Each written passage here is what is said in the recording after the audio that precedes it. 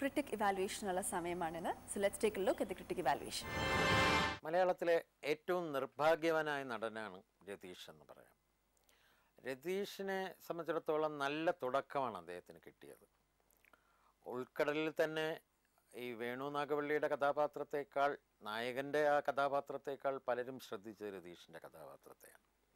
തുടർന്ന് വന്ന കാലഘട്ടത്തിൽ രതീഷ് നായക പ്രധാനമായ റോളുകൾ അഭിനയിച്ചു. പക്ഷേ രതീഷ് അഭിനയിച്ചുകൊണ്ടിരിക്കുന്ന കാലത്ത് തന്നെ ജയൻ വന്നതോടുകൂടി ആരാധകരെ മുഴുവൻ ജയൻ അങ്ങ് ആവാഹിച്ചെടുത്തു. അങ്ങനെ പ്രത്യേകിച്ച് ആരാധകരെക്കുറിച്ച് പറയാൻ രതീഷിന് ഇല്ലാതായി.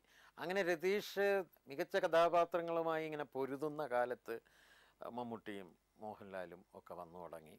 അപ്പം ചുരുക്കത്തിൽ അദ്ദേഹത്തിന് പിന്നീട് വേണ്ടത്ര ഒരു പറ്റിയ കഥാപാത്രങ്ങളെ കിട്ടാതായി.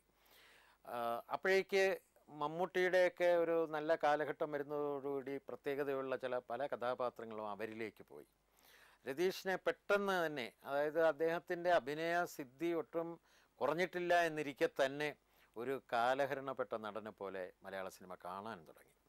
ഇതൊക്കെ വളരെ യാദൃച്ഛികമായി സംഭവിക്കുന്ന കാര്യങ്ങളാണ്. അതൊന്നും ഏതെങ്കിലും പലരും പറയുന്നത് പോലെ ഏതെങ്കിലും സംഘടന വിചാരിച്ചിട്ടോ അല്ലെങ്കിൽ കുറച്ച് പേര് സംഘടിതമായിട്ട് വിചാരിച്ചിട്ടോ ഒന്നും സംഭവിക്കുന്നതല്ല, ഒരു പ്രതികാരമായിട്ടോ ഒന്നും സംഭവിക്കുന്നതല്ല. അത് അവരുടെ ഒരു അഭിനയ രീതിയുടെ പ്രത്യേകത ചില സമയത്ത് പൊരുത്തപ്പെടാൻ കഴിയാതെ വരുമ്പോൾ, അല്ലെങ്കിൽ അവരെക്കാൾ കേമന്മാരെന്ന് തോന്നുന്ന ആളുകൾ രംഗം കീഴടക്കുമ്പോൾ ഉണ്ടാകുന്ന ഒരു വ്യതിയാനമാണത്, ഒരു നിർഭാഗ്യമാണത്. അത് രതീഷിന് ആവോളം സംഭവിച്ചിട്ടുണ്ട്. അതുകൊണ്ട് തന്നെ രതീഷ് എന്ന നടന് ഒരുപക്ഷെ ചെയ്യാൻ കഴിയുമായിരുന്നിടത്തോളം സംഭാവനകൾ മലയാള സിനിമയ്ക്ക് വേണ്ടി ചെയ്യാൻ കഴിയാതെ പോയി എന്നതാണ് യാഥാർത്ഥ്യം. Favourite film actor Shri Ratheesh ആണെങ്കിൽ ഞങ്ങളെ അറിയിക്കുക. ഇന്നത്തെ വിശേഷങ്ങൾ ഇവിടെ പൂർണ്ണമാകുകയാണ്. Thank you very much dear panel, Seema ചേച്ചി, ഭാഗ്യ ചേച്ചി, Sibi sir, thank you very much. അടുത്ത എപ്പിസോഡിൽ നമുക്ക് ഇതേപോലെ നമ്മൾ ഒരുപാട്